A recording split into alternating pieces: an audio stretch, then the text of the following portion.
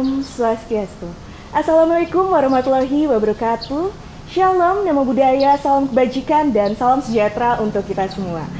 Halo Sobat Badung, bagaimana kabarnya? Aku harap kalian para pendengar dan penikmat podcast pada kali ini dalam keadaan sehat dan bersemangat. Untuk itu pada hari ini senang sekali rasanya saya kembali hadir untuk membantu jalannya diskusi nanti. Namun untuk itu, izinkan saya untuk berpantun terlebih dahulu agar bisa mencairkan suasana. Pergi ke sekolah dengan berjalan, bertemu pedagang menjual bakwan. Alangkah senang bisa berkenalan, banyak saudara, banyaklah kawan. Untuk itu, perkenalkan nama saya Beta Nuka Devina. Akrab dipanggil Nuka, saya merupakan mahasiswa aktif program studi Administrasi Publik Fakultas Ilmu Sosial dan Ilmu Politik Universitas Udayana. Nah, pada kesempatan podcast kali ini tentunya saya tidak sendirian. Saya ditemani oleh dua narasumber yang luar biasa, cantik dan ganteng. Alangkah baiknya kita berkenalan terlebih dahulu.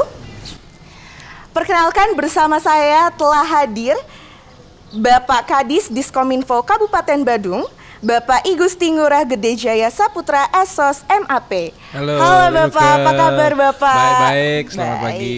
Selamat pagi, Sehat semangat ya? pagi Pak. Sehat. Oke, saya lanjut ke narasumber kita yang kedua.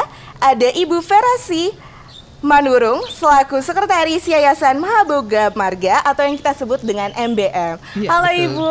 Halo Mbak Nuke, apa kabar? Baik, saya sehat dan bersemangat. Ibu bagaimana kabarnya? Bersemangat dong. Oke, tampaknya di sini ceria-ceria sekali ya. Iya. Mungkin hari ini hari yang indah bagi kita untuk Karena, podcast.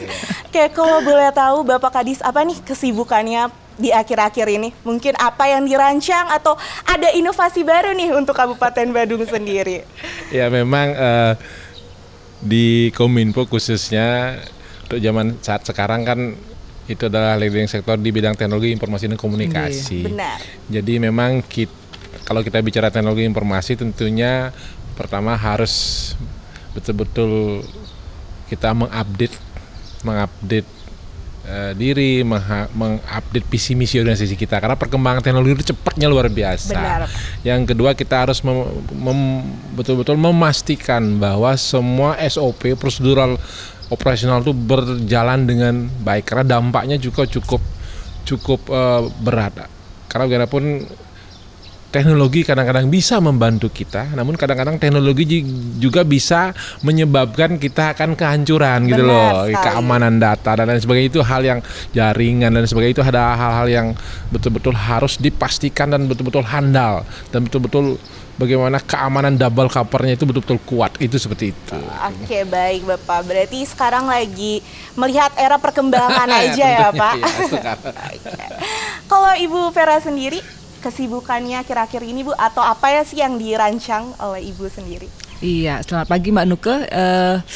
Saya tentu berbeda lah dengan Bapak ya, karena memang kami dari yayasan yang bergerak dalam bidang kesehatan ekonomi, keseharian memang lebih banyak memikirkan tentang edukasi ke masyarakat di desa. Terkhusus memang saya lebih banyak bergerak di kesehatan, terutama kesehatan reproduksi dan HIV dan AIDS. Jadi keseharian ya kita bagaimana kita mengajak masyarakat untuk peduli tentang informasi tentang terkait itu dan bagaimana kita mendampingi. Memang penting sekali layanan yang tadi Bapak katakan, perlu sekali di mana mereka harus mengadu seperti itu. Jadi senang hari ini bisa ada gabung dalam podcast hari ini. Jadi ya seperti itu kesehariannya. Kalau keseharian yang lain ya paling-paling jadi ibu rumah tangga. Seperti Oke, itu. Bu, mungkin sebelum saya memantik diskusi kita dan kita bincang-bincang diskusi seputar tentang pelayanan publik, mungkin Sobat Badung di sini penasaran Ibu terkait yayasan yang sekarang Ibu emban, yaitu Yayasan Mahaboga MBM. Iya. Gimana Bu? Boleh dijelasin sedikit ke Sobat Badung, mungkin penasaran nih Yayasan MBM atau bahkan teman-teman tertarik, bahkan saya mungkin bisa tertarik untuk join di yayasan tersebut. Iya, saya senang sekali. Jadi yayasan kami namanya Yayasan Mahaboga Marga, MBM. Jadi jangan salah, itu bukan outlet MBM ya. Jadi kalau kita lihat kiri kanan kan ada itu toko pakaian. Jadi itu berbeda. Kebetulan yayasan kami ini bergerak dalam bidang kesehatan, kemudian ekonomi dan advokasi masyarakat. Jadi untuk kesehatan sendiri kami memang lebih fokus ke kesehatan reproduksi dan yang seperti yang saya sampaikan tadi itu HIV dan AIDS, kemudian juga mengajak masyarakat untuk lebih peduli terhadap kesehatan mereka. Kemudian karena ini masih masa-masa COVID, kami masih juga mengajak masyarakat untuk tetap waspada terhadap COVID itu sendiri. Kemudian di ekonomi kita ada pemberdayaan ekonomi masyarakat, terutama masyarakat di tidak di semua desa, jadi itu keterbatasan kami di desa-desa yang memang penduduknya masih banyak yang berekonomi cukup atau kurang seperti itu. Jadi kami memberikan pemberdayaan dalam bentuk kelompok-kelompok. Kemudian juga mengajak pemerintah desa setempat untuk bagaimana mereka peduli dengan perempuan, melibatkan perempuan, bahkan tadi yang dikatakan disabilitas sendiri untuk terlibat dalam perencanaan di desa-desa mereka. Jadi tidak di semua desa, kami ada di 29 desa di 4 kabupaten. Seperti itu. Wah, kawasannya sungguh luas ya, Bu. Namun kalau boleh tahu nih, Bu, sejak kapan sih berdirinya Yayasan MBM itu sendiri? MBM berdiri di tahun 1982. Waduh, cukup lama ya, Bu? Cukup lama juga, iya. Jadi 40-an tahun, jadi memang tidak langsung bergerak dalam dua bidang itu. Kami dulu bergeraknya dalam waktu itu, bergeraknya waktu itu kan ada korban-korban Gunung Agung itu. Jadi tempat itu menjadi tempat penampungan untuk teman-teman yang terkena korban Gunung Agung sebelum mereka akan dipersiapkan untuk transmigrasi. Jadi di sana mereka diberikan pelatihan-pelatihan. Seperti itu dulu. Dahulu kala. Dahulu kala. Sekarang udah mungkin pesat banget ya, Bu, perkembangannya. Iya, setungkara. Oke, baik, izinkan saya untuk memantik diskusi kita ke depannya. Berbicara tentang pelayanan publik, tentunya pemerintah mempunyai peran dan tugas penting dalam menyediakan pelayanan yang prima bagi masyarakatnya. Untuk itu, pelayanan publik selalu erat dengan kaitannya dengan kehidupan sehari-hari. Terdapat beberapa pertanyaan yang akan kita diskusikan nanti terkait pelayanan publik, khususnya di Kabupaten Badung sendiri, serta kita bakal diskusi tentang Yayasan MBM sendiri. Baik, untuk pertanyaan pertama, mungkin ini pertanyaan simpel bagi Bapak Kadis nih. Mungkin bisa jawabnya satset, Pak. Oke, pertanyaan yang pertama itu bagaimana sih, Pak, menurut Bapak implementasi dari pelayanan publik di Kabupaten Badung sendiri, Pak? Baik, Nuke, jadi karena kami mungkin kan adalah lembaga pemerintah, mungkin berbeda dengan beliau yang yayasan yang sifatnya mungkin fleksibilitasnya lebih bisa menyasar lintas generasi, lintas kabupaten juga, dan lintas sektor juga. Kalau kami kan di Kominfo ini adalah lembaga teknis yang khusus bergerak di bidang TIK. Jadi memang pelayanan yang kita lakukan itu tentunya adalah pelayanan dasar kepada masyarakat dan pelayanan kepada lembaga pemerintahan seperti itu. Kepada masyarakat tentunya berbagai sektor bisa kita lakukan karena itu adalah layanan dasar sifatnya, ada ke sektor pendidikan, sektor kesehatan, sektor informasi dan sebagainya. Contoh misalnya di sektor pendidikan kita masuk ke sekolah-sekolah dengan jaringan yang kita punya. Kemudian kemarin ada program Pak Bupati terkait dengan pemberian laptop, kita juga masuk ke softwarenya dan sebagainya seperti itu. Sistemnya seperti apa, kemudian gimana proses edukasi kepada guru-gurunya. Transfer knowledge-nya juga akan kita lakukan di situ. Kemudian kesehatan juga kesehatan sekarang apalagi COVID kemarin 2 tahun kemarin itu luar biasa. Kita menyiapkan infrastruktur baik ke seluruh paskes-paskes yang ada, jaringan, kemudian sistemnya, kemudian memastikan kemudian kesiapan di semua banyak titik-titik yang menjadi layanan itu karena kan vaksinasi dan sebagainya sedang terus digencarkan. Jadi memang kami bahu-membahu dengan dinas terkait untuk menyiapkan itu untuk layanan dasar, belum lagi informasi, keterbukaan informasi, pengaduan dan lain sebagainya, emergensi dan sebagainya, kita lakukan semua itu. Kemudian untuk yang pemerintahan pasti, kalau untuk pelayanan ke pemerintahan e-government-nya pasti. Apalagi pasca Covid ini kan memang sektor pemerintahan itu budayanya sudah mulai bergerak ya. Kalau dulu sifatnya masih konvensional, paperless dan sebagainya. Sekarang sudah mulai ke online semua. Pertemuan dengan Zoom meeting kan. Kemudian melakukan proses tata kelola pemerintahan juga dengan beragam aplikasi. Di situ ada perencanaannya, gimana penganggarannya, gimana eksekusinya, monitoringnya, gimana pemeriksaannya dan sebagainya. Itu semua berbasis telekomunikasi, informasi dan telekomunikasi itu semua. Itu kan harus jaringannya harus kuat, data centernya harus kuat, kemudian manajemen bandwidth, semua hal lah. Jadi karena kita harus pahami dunia digital atau dunia digital itu adalah dunia masa depan yang memang harus siap tidak siap harus kita layani. Benar. Di berbagai negara pun sudah jauh mungkin lebih dari kita ya harus segera berbenah juga gitu loh. Oke Pak. Mungkin di sini saya ada dengar-dengar nih Pak, mungkin banyak juga dibicarakan bahwa Diskominfo Kabupaten Badung telah memasang wifi gratis di sejumlah titik objek wisata, Banjar hingga desa sebagai wujud smart city di Kabupaten Badung. Boleh diceritain dong Pak sedikit terkait implementasi pelayanan publik seperti itu? Oke, jadi ini kan sebagai penjabaran visi misi Pak Bupati, Pak Nyoman Giri Praste, yang jadi beliau sudah dari awal pun sudah berkomitmen bagaimana supaya tatanan pemerintahan, pelayanan publik di Badung itu berbasis teknologi digital. Jadi seperti itu. Jadi mulai 2016 pun beliau langsung membangun comment center lah sebagainya. Mungkin ini satu-satunya yang megah ya. Jadi comment center prototype seperti ini hanya ada 2 di Indonesia, satu di sini dan satu di Mabes Polri lagi. Jadi ini betul-betul teknologinya di-upload semua. Kemudian begitu kita diberikan infrastruktur, kita juga dilengkapi dengan sumber daya yang luar biasa. Kemudian kita kembangkan lagi karena kami meyakini kalau kita diberikan infrastruktur ada SDM juga tanpa dilakukan update terhadap katakanlah kemampuan mereka, license sertifikasi mereka dan sebagainya itu tidak akan maksimal. Seperti yang saya sampaikan dari awal tadi, teknologi itu harus diupdate setiap saat. Benar. Teknologi sekarang sudah mungkin 5G dan sebagainya, dulu kan ada 3G dan sebagainya ya. Jadi perkembangannya sekarang sudah yang 6G lagi seperti itu. Jadi sudah demikian pesatnya. Belum lagi kecerdasan buatan AI itu seperti itu. Jadi harus kita betul-betul mempersiapkan diri. Makanya anak-anak kita berikan katakanlah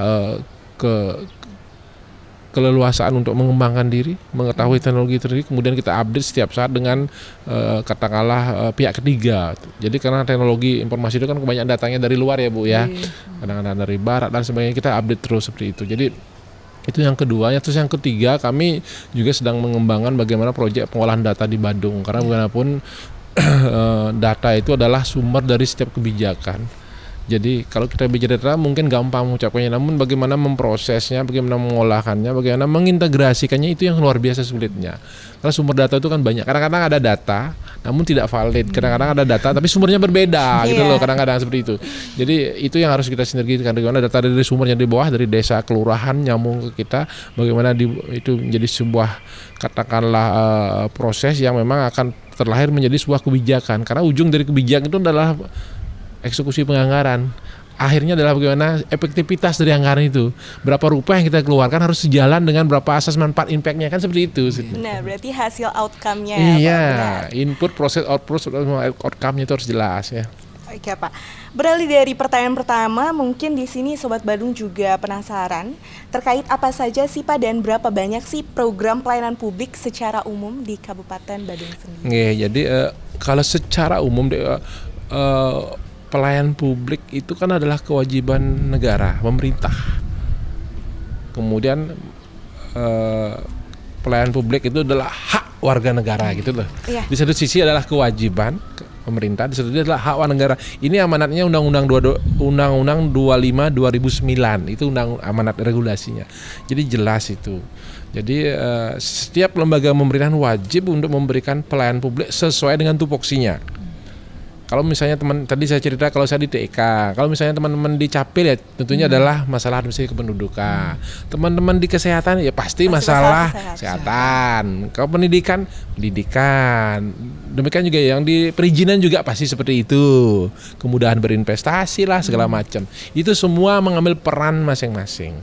Nah, jadi khusus kami di Kominfo itu tentunya kan sesuai dengan apa yang kami ceritakan itu ada beragam. Di samping infrastruktur yang saya sampaikan tadi, juga kita bagaimana memberikan pelayanan terhadap pengolahan informasi, pengolahan pengaduan di situ, bagaimana kemudian publikasi di situ, bagaimana multimedia di situ itu. Kemudian di keamanan juga seperti itu. Ada kalau sekarang kita bicara keamanan jaringan, keamanan data tuh, keamanan informasi personal itu luar biasa sekarang. Yeah.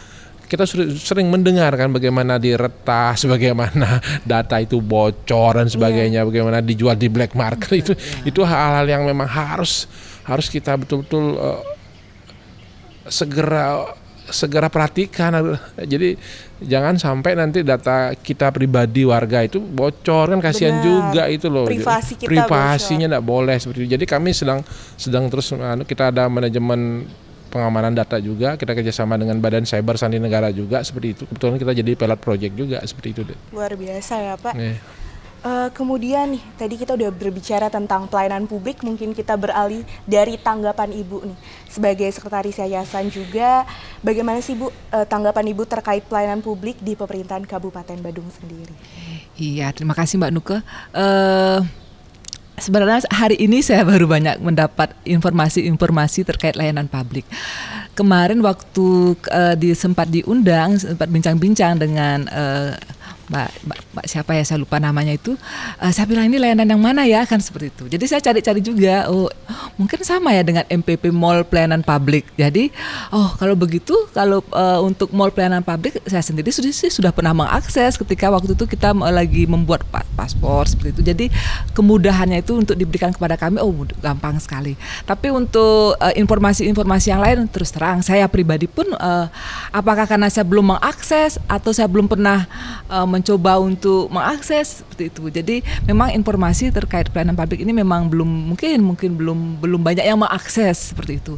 Karena saya lihat sendiri masyarakat lebih cenderung kalau ada hal-hal terkait misalnya permasalahan atau apapun, mereka lebih cenderung ke medsos ininya Pak ya, mungkin ya pengaduannya mereka langsung upload medsos. Jadi apa-apa tuh malah saya lebih senang lihatnya di media lebih cepat jadinya seperti itu. Padahal mungkin dengan adanya layanan ini pengaduannya bisa mereka langsung ajukan, jadi kan proses untuk menyelesaikannya lebih banyak. Padahal mungkin kalau memang ada lebih mereka bisa mengadukan atau seperti ini ya lebih asik juga seperti itu sebenarnya. Jadi sebenarnya itu tanggapan Ibu pribadi. Iya, tanggapan pribadi ya. Tanggapan masyarakat sebagian juga, dan seperti itu banyaknya informasi yang malah diadukan melalui media sosial, sehingga itu sebenarnya membuat kerusuhan ya dalam media sosial. Jadinya. Karena sebenarnya Bapak sendiri punya kan Pak layanan pengaduan, boleh kasih tahu Pak layanan pengaduannya sendiri. Jadi memang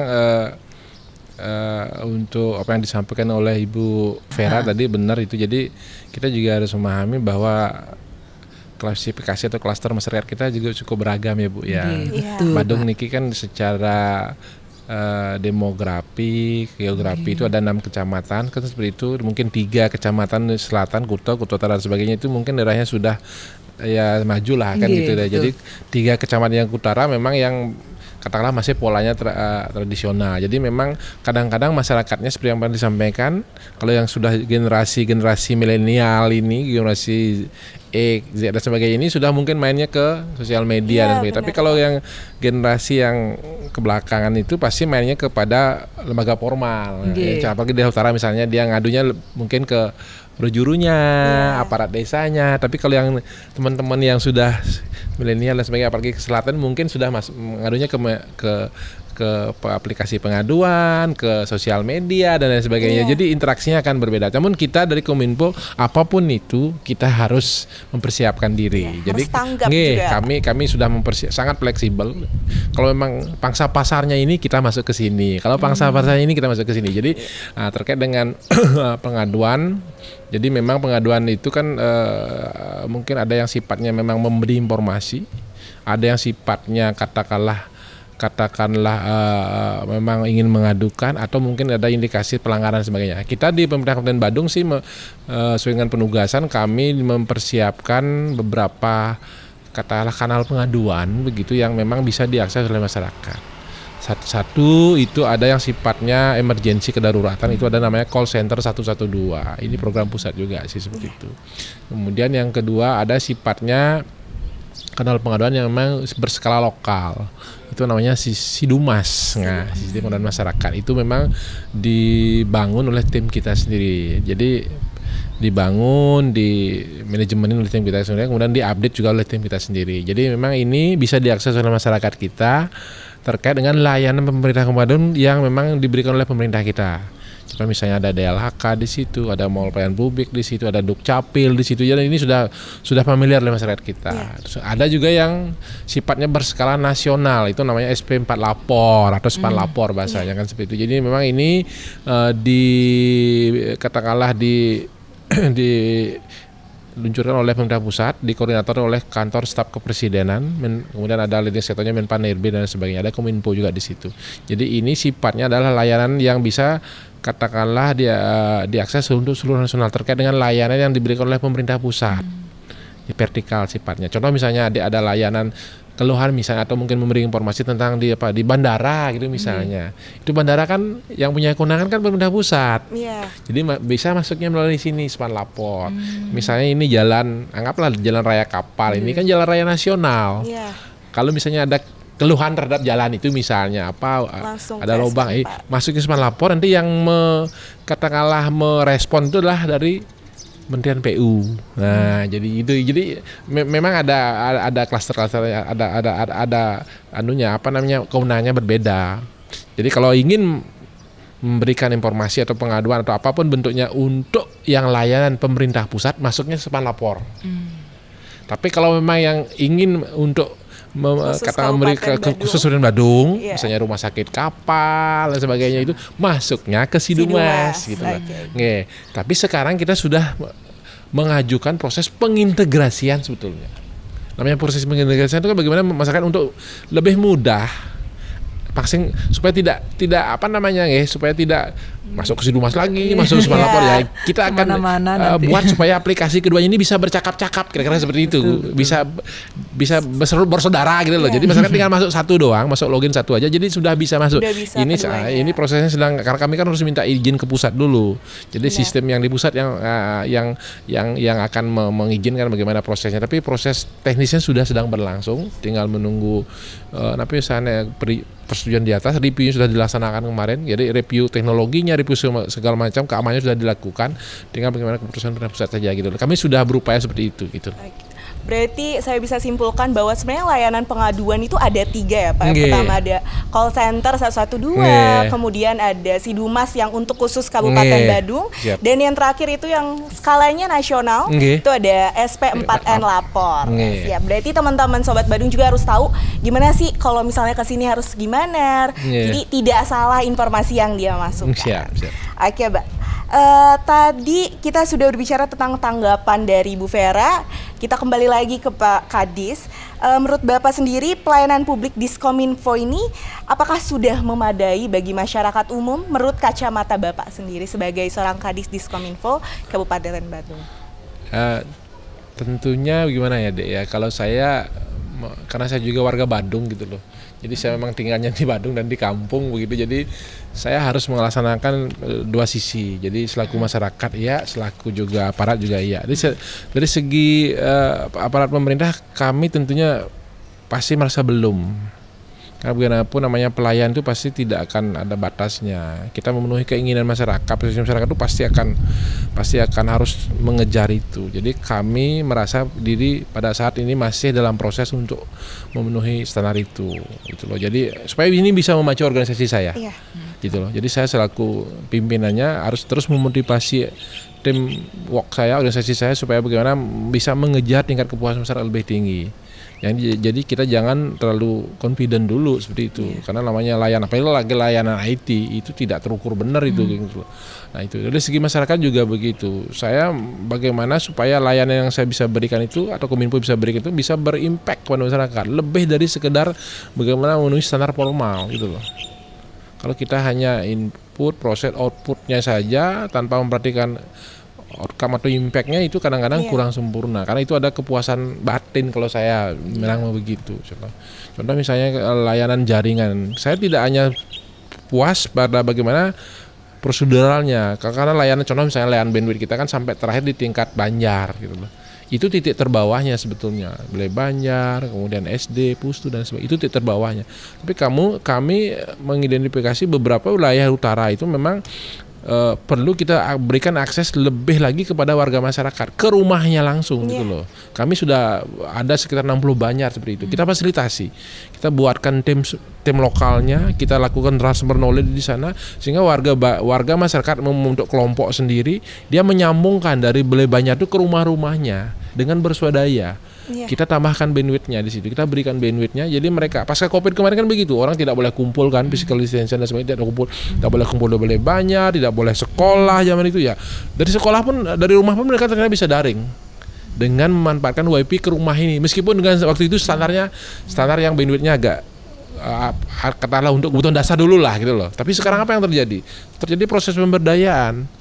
Begitu mereka merasakan manfaatnya, ada fiber optik di sini, sekarang malah mereka beli bandwidth sendiri sekarang. Di samping ada bandwidth pemerintah, mereka juga beli bandwidth sendiri karena mereka sudah merasakan manfaatnya. Itu sudah terjadi di kampung saya. Saya langsung nyontohin. Rata-rata sekarang per orang itu hanya kena 60.000 per bulan. Kalau beli paket aja sudah berapa sehari ya? Ya, jadi mereka sudah merasakan manfaat. Jadi itu dari segi manfaatnya, dari segi teknologi. Penyiapan sumber daya itu kan harus ada tim lokalnya di situ. Berarti kan ada penyiapan SDM kita, ada edukasi di situ. Jadi bagaimana kita menyiapkan anak-anak kita yang usia generasi muda itu untuk melek teknologi, tidak hanya mempergunakan, tapi bagaimana mengelola teknologi itu, bagaimana maintenance teknologi itu. Jangan hanya taunya ini bandwidth segini, tapi bagaimana ngerawatnya ini juga. Karena pasti mereka kalau sudah merasakan bagaimana beratnya mengelola itu, pasti mereka akan lebih efektif, efisien untuk mempergunakan itu gitu loh. Itu yang kami lakukan terus. Dan dari segi proses ini kan perlu proses pengawalan yang serius. Karena sebuah program kalau menurut saya tidak hanya hangat pada saat di launching, namun yang lebih dari itu bagaimana sustainable-nya ini, mengawal ini. Kalau sudah bersentuhan dengan masyarakat itu, keluhannya lah segala macam itu kita harus tanggapi. Itu luar biasa loh psikologisnya sebetulnya. Iya kan seperti itu. Iya benar. Jadi saya setuju sih Pak, terkait pelayanan publik itu tidak ada batasnya. Karena bahkan besok pun siapa tahu ada lagi keluhan, harus diintegrasi lagi, harus dikembangkan lagi. Betul. Jadi saya tertarik dengan door to door ya jatuhnya Pak, gimana pelayanan itu dekat dengan masyarakat dari Banjar sendiri. Saya tertarik nih Pak terkait itu. Berarti kalau untuk sekarang kalau boleh tahu tadi berapa desa Pak yang sudah data yang kita punya sudah ada sekitar 60 banjar atau kelompok yang memanfaatkan itu. Itu kalau warganya hampir 3 ribuan lah. Kalau kita hitung saja per orang itu katakanlah mesen WiFi yang sifatnya minimal aja, paling sekarang 300.000 kan per orang ya. Kalau hitung kali 3.000 berapa itu per bulan ya? Impact-nya kan. Iya, besar banget. Efisiensinya itu, dan itu bisa mengurangi APBD kan begitu loh. Kami tidak menambah APBD dari situ, malah masyarakat yang ini karena mereka sudah merasakan benefitnya. Gitu. Iya, seperti itu. Benar. Memang itu yang harus. Jadi pemerintah itu harus kadang-kadang bisa jadi lokomotifnya, kadang-kadang juga bisa jadi gerbongnya. Jadi tidak harus di depan. Ada Tut Urian Dayani di situ Bu ya, Harso, Ing, Madio dan sebagainya di situ. Oke, baik Pak. Terima kasih, insightful banget ya bagi kita para pendengarnya dan juga para pendengar nanti podcast pada kali ini. Mungkin saya merujuk pada sistem SP4N Lapor, di mana ini saya mau tahu sih Pak pandangan Bapak terkait bagaimana dimanfaatkannya SP4N Lapor bagi yayasan sebagai pendamping masyarakat inklusi. Boleh dijelasin sedikit, terima kasih, Pak? Dek. Jadi terima kasih juga atas kehadiran Ibu Vera dari yayasan. Kami juga memang sangat concern sekali Bu. Jadi begitu peran SP4 Lapor nih leading sektornya adalah kita Kominfo, kami sudah langsung melakukan gerakan-gerakan karena kebetulan saya sebelum jadi Kades adalah mantan camat 3 kali jadi camat, jadi gimana di lapangan 10 tahun jadi camat, jadi gimana ya kira-kira masyarakat, jadi kita harus bisa memahami itu seperti apa. Jadi begitu saya masuk ke Kominfo, kemudian ada program ini, kami secara teknis kami pelajari, kami perhatikan manajemen resikonya di mana, kayak gimana kira-kira hal-hal yang perlu kita rapikan lagi, kita up lagi, kemudian langsung kita lakukan sosialisasi di berbagai sektor. Saya turun langsung semua kecamatan. Jadi semua dari Kuto Selatan, Kuto dan sebagainya sampai kemarin terakhir Bian Semal kami masuk. Kami kumpulin semua perangkat desa. Kemudian rencana ke depan kita akan masuk sekolah-sekolah juga ini rencananya. Karena kali ini juga harus familiar di semua segmen. kalau perlu nanti tahun berikutnya kita akan masuk sampai seklian-kliannya semua. Jadi termasuk lembaga-lembaga tentunya iya, karena kami sudah punya berpikir kita juga harus menyiapkan sistem ini ramah kepada semua elemen masyarakat, termasuk mungkin mohon maaf kaum disabilitas juga, lansia juga dan sebagainya. Kadang-kadang mereka mungkin dengan fitur yang ada mungkin kurang familiar, kita akan segera proses untuk update fiturnya agar lebih ramah kepada mereka. Gitu loh, iya. Jadi supaya mereka bisa mengakses juga, karena bagaimanapun mereka adalah warga negara yang harus juga diberikan perhatian. Ada lansia di situ, ada mungkin ibu-ibu atau anak-anak yang memang kita harus karena pengaduan ini tidak hanya mengadukan, namun juga bisa memberikan inspirasi. Jadi di situ kan ada apakah itu nanti pemberian informasi, apakah sifatnya pengaduan, pemberian informasi, atau mungkin yang sifatnya katakanlah berbau pelanggaran, bisa juga disampaikan. Di situ identitasnya dijaga betul gitu loh, seperti itu. Baik. Terima kasih atas jawabannya Pak Kadis. Kemudian saya beralih kepada Bu Vera.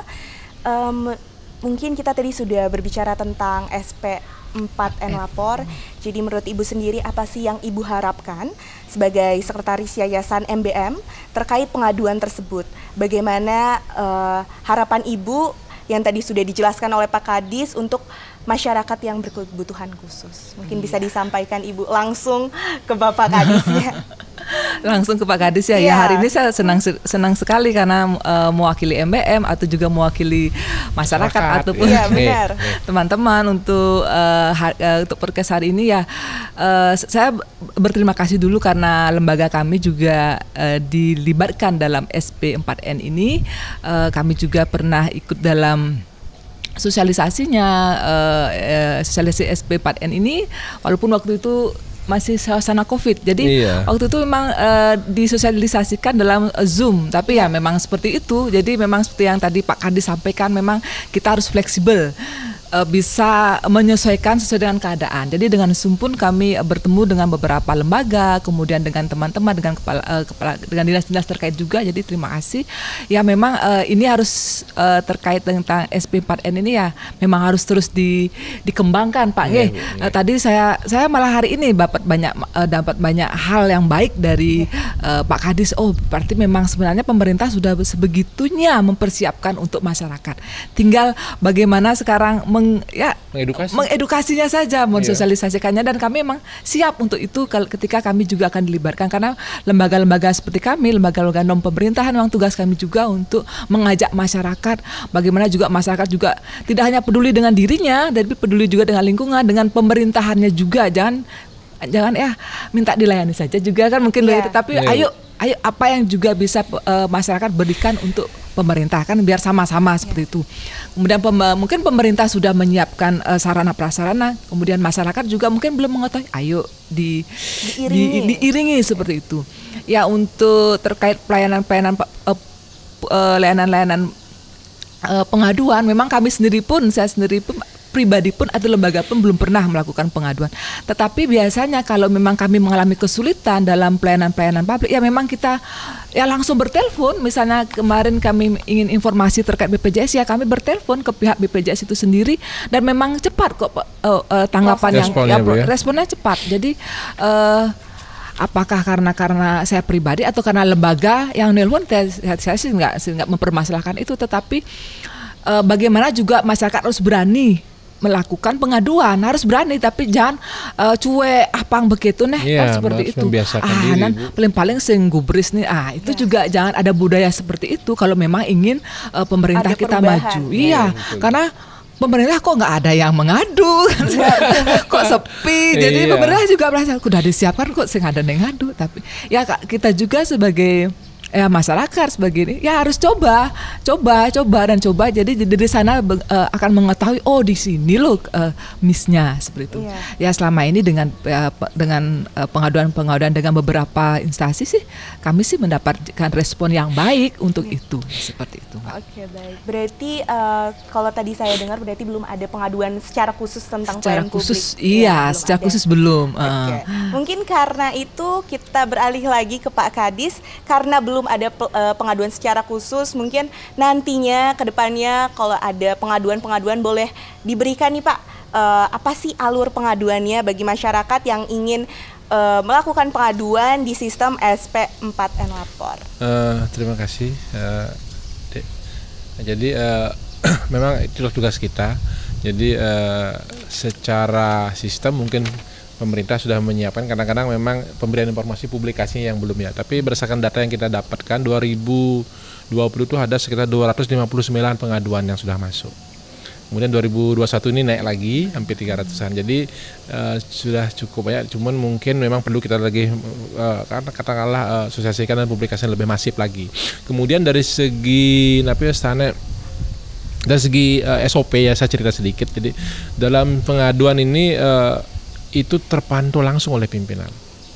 Jadi kita untuk melakukan pembeapan itu ada juga grup pimpinan yang memantau. Jadi setiap ada pengaduan yang masuk misalnya ke DLK atau ke Satpol PP itu minimal kadisnya atau sekdisnya minimal itu pasti akan melakukan pemantauan. Jadi begitu pengaduannya masuk ke comment center kita akan kearahkan ke dinas terkait gitu. Kemudian kita akan pantau pergerakannya. Pasti di dinas terkait akan diterima oleh adminnya biasanya atau operatornya. Nanti kita begitu admin operatornya masuk pengaduan masuk ke situ, melalui pejabatnya juga sudah langsung dikoneksi bahwa di Pol PP atau ada pengaduan lu, mohon pimpinnya atensi gitu loh. Jadi button up top down-nya akan jalan. Dari bawah operatornya akan menaikkan, dari pimpinnya juga sudah diberitahu bahwa akan ada pengaduan seperti ini. Karena itu yang prosesnya. Yang kedua, ada waktu respon time-nya di situ. Iya, itu respon time-nya. Respon time pada saat login verifikasi, karena bagaimanapun yang namanya mengadu juga harus jelas identitasnya, Bu.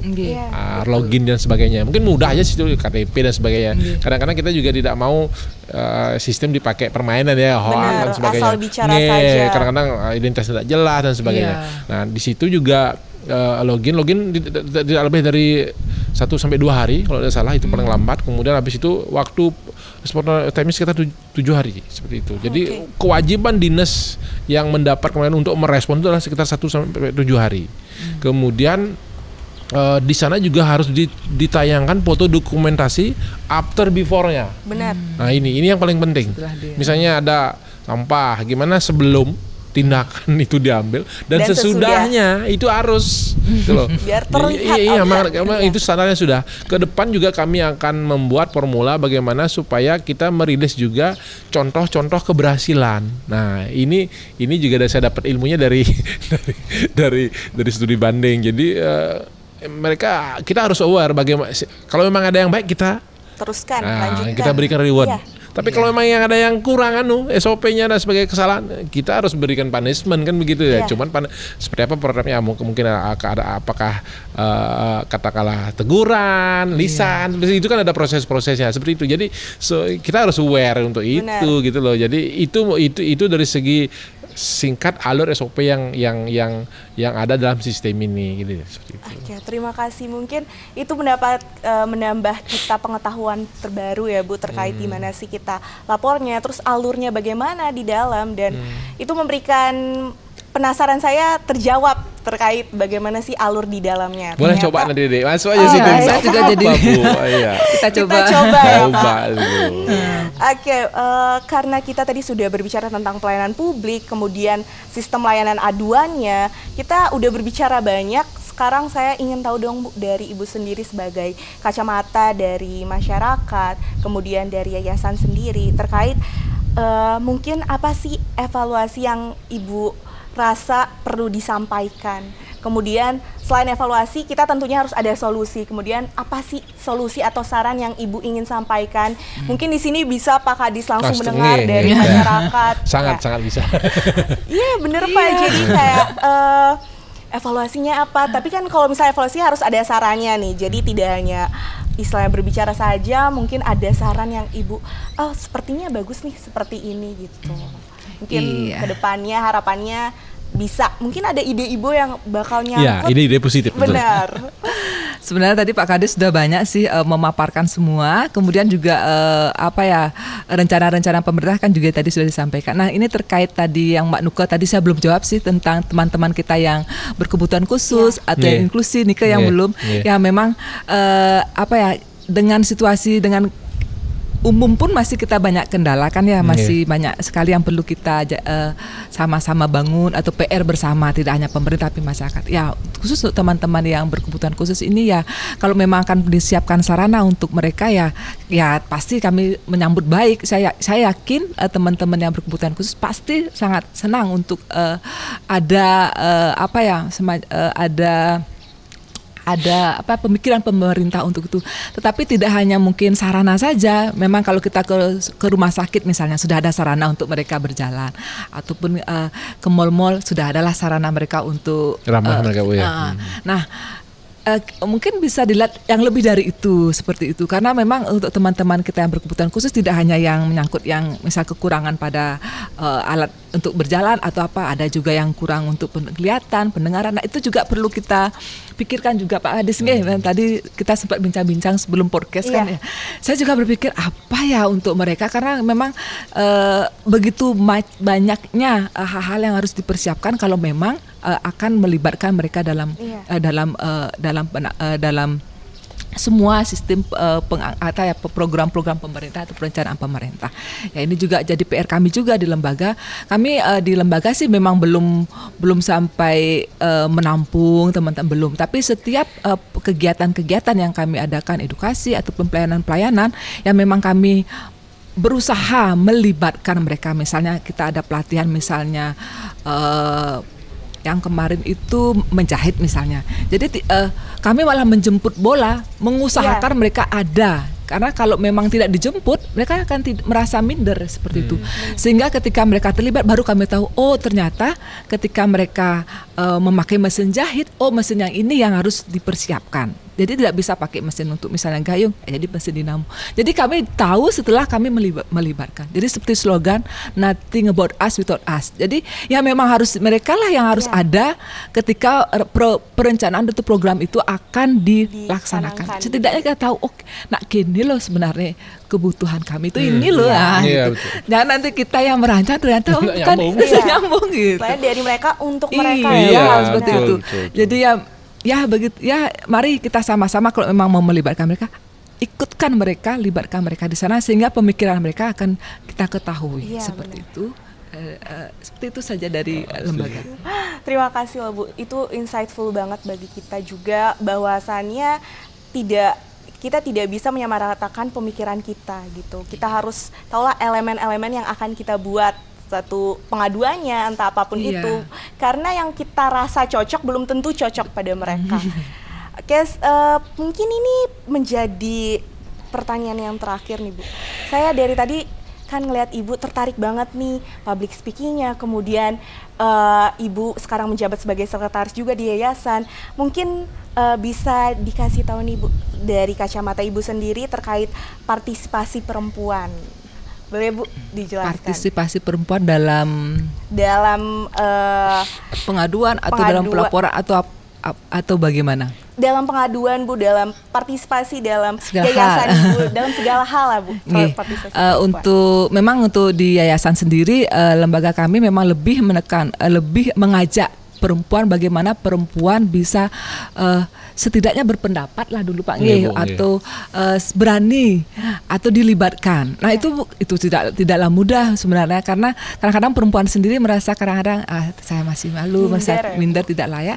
Tetapi ketika memang kita dampingi, ketika diberi kesempatan, banyak sekarang perempuan-perempuan yang sudah berani berbicara atau berani menyampaikan apa yang menjadi pendapat atau ide mereka. Bahkan kadang-kadang mereka tuh lebih berani bersuara. Saya bilang, saya bisa di lembaga sendiri, kalau kita sudah melibatkan perempuan untuk suatu kegiatan, biasanya lebih ramai, lebih bukan sih ramainya, tapi memang mereka lebih banyak ide-ide seperti itu. Jadi ketika juga kita di desa, bagaimana ketika kita mau mengajak perempuan, memang sebelumnya memang mereka merasa minder seperti yang Mbak Nuke katakan tadi. Tetapi setelah kita diberikan pendampingan, penguatan ataupun diberikan juga mereka hak atau tanggung jawabnya, mereka malah lebih bertanggung jawab untuk melakukan kewajiban-kewajiban mereka tanpa mereka meninggalkan peran mereka juga mungkin sebagai ibu atau peran mereka sebagai istri seperti itu. Jadi sebenarnya perempuan sekarang ketika diberi kesempatan dan diberikan peluang untuk itu, mereka pasti akan mengambil itu. Dan terkait dengan pelaporan ya, perempuan memang lebih lebih, kalau saya sendiri sih mengatakan, ini pribadi saya lebih kalau misalnya terkait kasus-kasus yang kebetulan kami juga menangani kasus KDRT di lembaga ya, kadang-kadang memang perempuan lebih agak takut untuk mengatakan apa yang terjadi pada dirinya, seperti itu. Jadi mereka lebih sering menutupi, karena masih kendala keluarga, kemudian masyarakat, atau takut mempermalukan keluarga. Tetapi perempuan sendiri lebih cepat survive atau lebih cepat pulihnya. Pulih kalau mereka mendapatkan pendampingan, kemudian orang-orang yang bisa mendukung mereka. Mereka lebih strong, lebih kuat, seperti itu. Itu yang kami alami di lembaga. Jadi untuk MBM sendiri memang kami lebih bergerak untuk perempuan, disabilitas, lansia, bagaimana masyarakat yang dikatakan masyarakat yang termarginalkan untuk bisa mereka mampu bersuara ke depannya, mampu untuk menjadi pemimpin-pemimpin ke depannya, seperti itu. Berarti bisa saya simpulkan bahwa dari kacamata Ibu sendiri terkait partisipasi perempuan itu sudah meningkat ya Bu? Sudah meningkat. Dan dari zaman ke zaman mungkin itu sudah mengalami peningkatan, dan itu bagus bagi negara kita sendiri ya, partisipasi perempuan. Baik, terima kasih Bu, dan itu juga mendapatkan insight baru bagi saya bahwa ternyata partisipasi perempuan di sini tuh cukup banyak, dan kita sebagai perempuan juga tidak perlu takut terkait aduan, kemudian ide-ide yang kita bisa torehkan bagi yayasan Ibu mungkin, atau bagi negara kita sendiri. Mbak Nuka, boleh saya potong, mohon maaf? Boleh. Kebetulan karena saya di sini, jadi untuk para perempuan ya jangan takut bersuara, karena kalau teman-teman khususnya perempuan kalau tidak bersuara ya akan tenggelam dalam permasalahannya. Setidaknya ketika kita mengutarakan apa yang menjadi permasalahan kita, apapun itu ya, jadi setidaknya ada jalan keluar, dan itulah yang akan memulihkan teman-teman perempuan khususnya. Siap Bu, terima kasih banyak atas jawabannya yang sungguh menarik dan juga sungguh mendapatkan pengetahuan baru bagi kita, khususnya saya perempuan. Mungkin menjadi closing statement nih Pak, mungkin ini ditunggu-tunggu nih, saya juga menunggu-nunggu pertanyaan ini. Bagaimana sih Pak pengalaman pelatihan Bapak di Korea tentang SP4N Lapor? Mungkin di sini saya ingin ke Korea nih Pak, cuman saya mendengarkan pengalaman Bapak yang di sana bukan sekedar, kalau orang kan banyak berwisata saja, tapi ini pelatihan. Gimana nih Pak pengalamannya selama kurang lebih 2 minggu ya Pak di sana? Boleh diceritakan sedikit? Baik, terima kasih. Jadi sesuai dengan penugasan itu dari Kementerian Menpan-RB dan KSP, Kantor Staf Presidenan, kami, karena SPAN Lapor ini di Indonesia itu ada 6 pilot project daerah. Jadi kalau kabupatennya Badung, Sleman, sama Tangerang. Kalau provinsinya ada Bali, Sumbar, sama Jatim. Itu adalah pilot project untuk pelaksanaan SPAN Lapor ini. Jadi kita di berbagai tingkatan, ada dari tingkatan operator, tingkatan teknis, itu sudah mendapatkan pelatihan secara berjenjang. Kemarin saya isi tim manajernya. Isi manajernya itu berangkat melaksanakan pelatihan. Kita di Korea sekitar 2 minggu kemarin. Jadi ada proses di dalam kelas maupun itu sifatnya teknis, ada juga katakanlah kunjungan ke lembaga pemerintahan. Ada hal positif yang bisa kita ambil untuk skala kita yang di Kabupaten Badung. Skala implementasinya adalah bagaimana mereka di situ bahwa untuk katakanlah memperkuat proses ekosistem transformasi digital ini memang tidak hanya peran pemerintah, ternyata itu peran lembaga swasta, lembaga pendidikan, tentunya LSM juga dan sebagainya. Itu harus betul-betul saling berperan sehingga bisa memahami hak dan kewajiban masing-masing gitu loh. Jadi itu yang memang harus terus kita bangun sehingga dalam efektivitas program itu akan lebih maksimal. Kalau hanya pemerintahnya aja yang kencang larinya, susah ya Pak. terus Nggak masyarakatnya diam ya sama juga gitu loh. Kasihan uangnya kan begitu loh.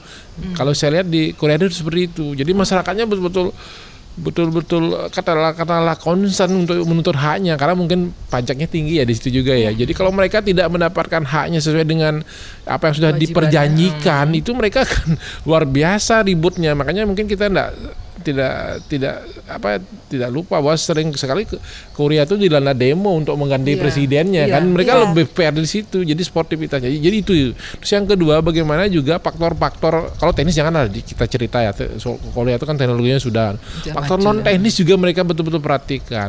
Contoh misalnya tadi bagaimana psikolog atau pendampingan terhadap tenaga-tenaga penerima pengaduan ini. Karena bagaimanapun, karena tingkat intensitasnya tinggi, tingkat aduannya berat-berat begitu, masyarakatnya nuntutnya yang betul-betul performa terbaik begitu, tentunya yang kadang-kadang yang terima aduan itu juga pusing kan gitu loh. Jadi belum dicemooh, belum dibully lah segala macam, belum pelecehan verbal lah, apalah dan sebagainya. Jadi ini juga harus diperhatikan karena bagaimanapun mereka manusia kan, bukan robot gitu. Jadi pendampingan mental nih, memulihkan mental nih luar biasa. Jadi ini juga harus diperhatikan. Terus yang ketiga, mereka betul-betul concern sekali bagaimana untuk pengamanan teknologi yang saya sering katakan, pengamanan data, pengamanan informasi pribadi, pengamanan sistem itu luar biasa mereka lakukan.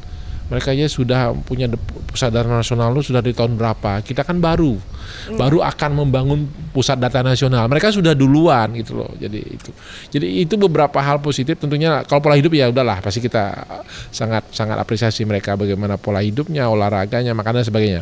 Terus yang kedua yang saya ingin sampaikan mungkin sebagai penyampaian dari Ibu tadi bahwa kami juga pemerintah, iya Bu, kami mempunyai mungkin kewenangan atau melahirkan kebijakan, namun kadang-kadang ada ruang-ruang yang memang pemerintah juga tidak bisa gapai Bu. Nah, disitulah peran ruang-ruang daripada teman-teman LSM, masyarakat untuk bisa mengcombine, untuk bisa menutup, mencelah itu sehingga nanti kita bisa bersama-sama. Ingat, kalau ingin katakanlah hasilnya cepat, larilah sendiri. Tapi kalau ingin berhasil, mari kita lari bersama kan gitu. Nah ini ya, jadi kami yakin dan percaya, apalagi kita kan katakanlah dinamika sosial, ilmu sosialnya berkembang ya. Jadi ada ruang-ruang yang memang harus disinergiskan gitu loh. Jadi akan lebih efektif, akan lebih efisien, akan lebih bermanfaat. Cuman kita memahami posisi kita di mana, peran kita di mana.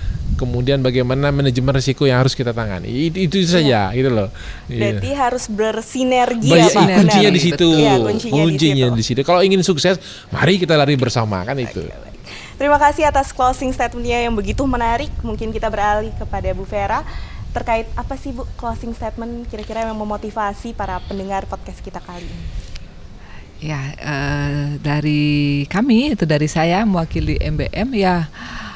Mari kita selaku masyarakat yang bijak, masyarakat yang pandai untuk mengatakan apa yang menjadi